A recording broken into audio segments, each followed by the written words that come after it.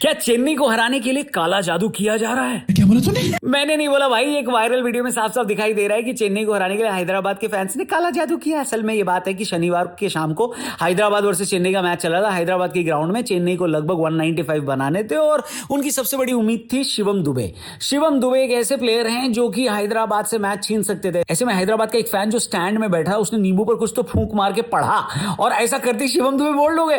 पूरा इंटरनेट सन्न रह गया और कहने लगा कि इस फैन ने कोई तो काला जादू करके चेन्नई को हराया है। अब ये बात कितनी सच है ये आपके विश्वास और अंधविश्वास पर निर्भर करती है। लेकिन इसके बाद एक और चीज वायरल हुई है और वो ये कि इसकी भी शिकायत चेन्नई ने बीसीसीआई से करी है। क्या बात कर रहे हैं? एक लेटर वायरल हुआ है सोशल मीडिया पर जिसमें चेन्नई ने बीसीसीआई से कहा है कि इस तरह के काले जादू आप लोग स्टेडियम में बंद करवाइए। कुछ लोगों ने इस लेटर को सच भी मान लिया, क्योंकि अगर चेन्नई वाले डीजे की कंप्लेंट कर सकते हैं तो फैन के काले जादू की भी तो कर ही सकते हैं। लेकिन हम आपको यहां बता दें कि ये लेटर पूरी तरह से फेक है। बेंगलुरु के डीजे की कंप्लेंट जरूर हुई है, लेकिन चेन्नई ने इस तरीके की कोई शिकायत नहीं करी है। ये पूरी तरह से फेक न्यूज है। हालांकि चेन्नई वालों को ये काला जादू सीख लेना चाहिए, क्योंकि उनके साथ अभी जो हो रहा है वो सही नहीं हो रहा भाई साहब। आयुष मात्रे जो चेन्नई के सबसे काबिल और डिपेंडेबल बल्लेबाज दिखाई दे रहे थे इस सीजन, वो पिछले मैच में इंजर्ड हो गए थे।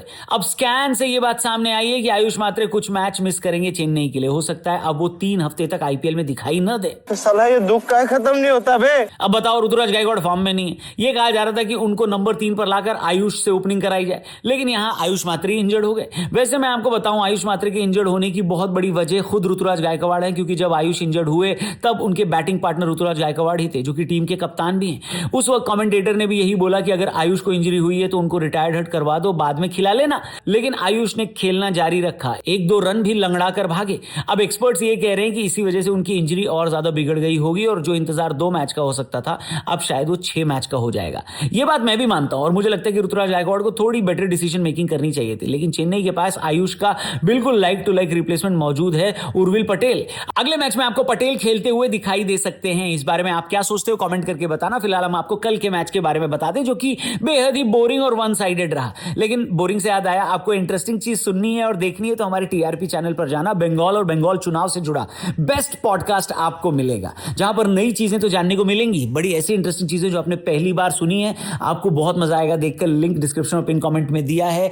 द रौनक पॉडकास्ट चैनल का नाम है और मृत्युंजय शर्मा जो कि एक ऑथर है, पॉलिटिशियन है, पब्लिक स्पीकर है, उनके साथ इस पॉडकास्ट में हमने बहुत सारी नई चीजें डिस्कस की हैं। जरूर देखना, अपने दोस्तों से भी पॉडकास्ट को शेयर करना। वीडियो में आगे बढ़ते हैं। चलो कल के मैच की बात करते हैं। लखनऊ वालों ने कल के मैच में टॉस जीतकर बॉलिंग ली और पहला विकेट भी जल्दी ले लिया। इस पूरे सीजन डेंजरस रहे प्रभसिमरन सिंह मोहम्मद शमी की पहली ही गेंद पर आउट हो गए, लेकिन लखनऊ वालों के हिस्से मुस्कुराने का यह पहला और आखिरी मौका आया था, क्योंकि इसके बाद उन्हें हंसने का मौका नहीं मिला। इसके बाद प्रियांश आर्या और कूपर कॉनली ने जो किया, शास्त्रों में उसे त्राहिमाम कहा जाता है। प्रियांश आर्या तो खासकर ऐसे बैटिंग कर रहे थे जैसे गेंदबाजों ने उनसे उधार लेकर वापस नहीं किया हो। भाई 300 के स्ट्राइक रेट से खेल रहा था ये लड़का। मुझे तो इंडियन क्रिकेट सिलेक्टर्स के लिए चिंता हो रही है कि वो लोग किस किस को सिलेक्ट करेंगे और किस किस को छोड़ेंगे। जाहिर सी बात है, जिसको छोड़ेंगे उसके लिए गाली खाएंगे। आर्या जी का लड़का प्रियांश 37 बॉल में 93 बनाकर आउट हुआ, अपनी सेंचुरी से सिर्फ 7 रन से चूक गया। कोहली भी 87 बनाकर आउट हुए, लेकिन इन दोनों की वजह से पंजाब ने 254 का बड़ा टारगेट दे दिया। यहां मैं लखनऊ वालों से बहुत निराश हूं, क्योंकि अगर आपको 250 से ऊपर का स्कोर बनाना है तो आप अपने सबसे विस्फोटक बल्लेबाज से ओपनिंग कराओगे कि नहीं कराओगे? मेरे हिसाब से तो पूरन को आप ओपनिंग पर भेज देते, भले ही उनकी फॉर्म खराब थी तो भी। लेकिन लखनऊ ने एक्सपेरिमेंट करके यहां पर आयुष बड़ोनी को भेज दिया। पावर प्ले में लखनऊ ने 60 रन बनाए थे। अब आप बताओ, जिस टीम को 250 से ऊपर बनाने हैं वो पावर प्ले में 60 बनाकर मैच जीतेगी क्या? बताइए। लखनऊ का रिक्वायर्ड रन रेट बढ़ता चला गया। ऐसे में ऋषभ पंत, मिशेल मार्श वगैरह की अच्छी इनिंग भी हल्की ही मालूम हुई। 20 ओवर के बाद लखनऊ मात्र 200 रन बना पाया। 54 रन की एक बड़ी हार का सामना करना पड़ा लखनऊ की टीम को। लखनऊ तो पॉइंट्स टेबल में 8 नंबर पर है, लेकिन पंजाब ने एक बार फिर से टेबल टॉप कर लिया है और अभी तक इस टूर्नामेंट में एक भी मैच नहीं हारी है पंजाब।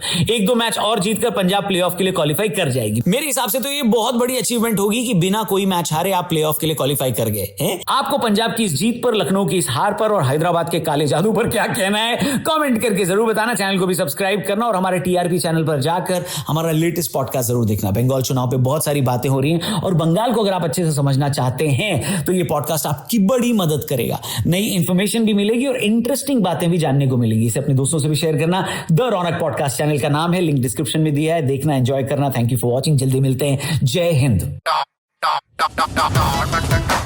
रणतंत्र है।